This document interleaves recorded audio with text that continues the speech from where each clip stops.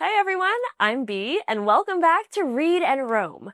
We learned last time that authors have a purpose for everything they write, and that one of those purposes is to inform. Texts that inform are all around us, but sometimes these texts don't just teach us facts, they teach us how to do something.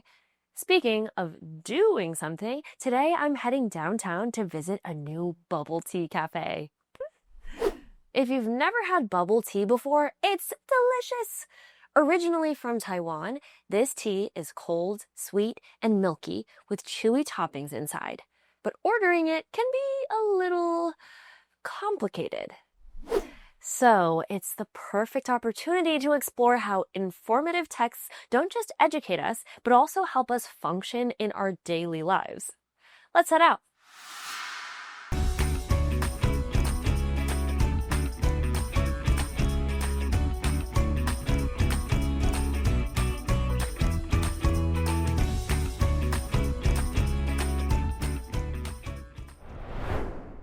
We interact with text that informs us a lot in our everyday lives. For example, just to reach this cafe, I read a description of the store online, step-by-step directions on how to get here, and a street sign telling me where to park. These texts are all designed to inform, but you might notice they look different from other informational texts we've read in this course. Instead of teaching about one topic in a long paragraph, these texts are shorter.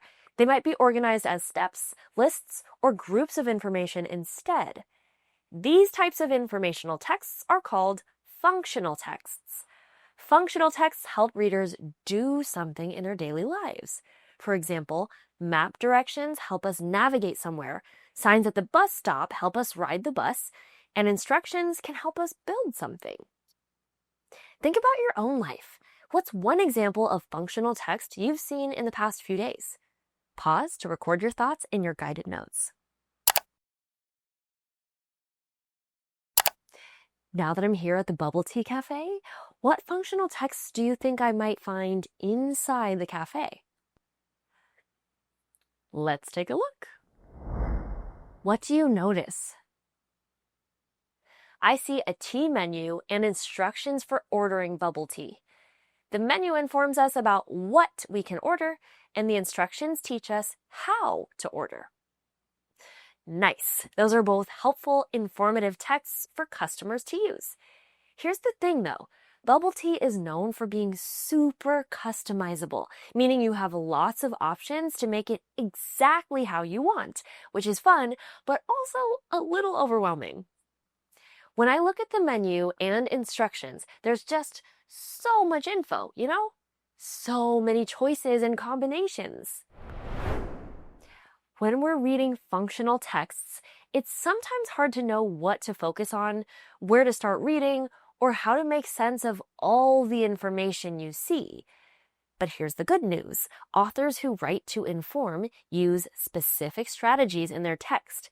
These strategies make it easier for us to read and learn. First, authors organize their ideas to help us find information faster. Let's look at this menu again. How do we even know that it's a menu? Well, because it says so in the title at the top. Not only does this menu have a title, it also has subheadings and bold words that help keep it organized. The author used these text features to help make this functional text clearer and easier to read. You might also notice that related information is grouped together in sections. For example, all the types of tea are listed here, and all the toppings are listed here. The subheadings on the menu, like tea, milk, and toppings, help us find each section. Sometimes, instead of using groups with subheadings, authors write information in a specific order, like in steps or from start to finish. Check out these ordering instructions. According to this text, what should we do after we pick our tea type? Right, after selecting the tea type, you choose what kind of milk you want. How did we know that? Because this text uses numbers and steps that show us what to do in order. Authors of functional texts also use clear, detailed language to show what's important. Instead of complicated sentences with big ideas, functional texts tend to be short, simple, and specific. That means they pack a lot of details into just a few words. For example, check out this description of the weekly specialty. Strawberry Summer, a blend of oolong tea, oat milk, boba, and fresh strawberries. Instead of using long, descriptive sentences, we just get a few words telling us the main ingredients. Now that we know how functional texts are organized and how they use clear, detailed language, ordering bubble tea will be a breeze. Hi, can I please get a black tea with regular milk and tapioca pearls? Thanks. Well, how about you? What would you order?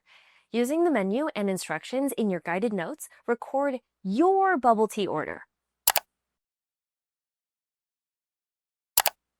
Awesome. Functional texts are so helpful in everyday situations like this. And understanding how authors write them makes them easier to read and use. So the next time you encounter a big menu or long instructions, pay attention to how it's organized and what details the author includes. Oh, I think my tea is ready. I'll catch you later. Remember, where there are words, there's a world to explore. Until next time. Hey, hey.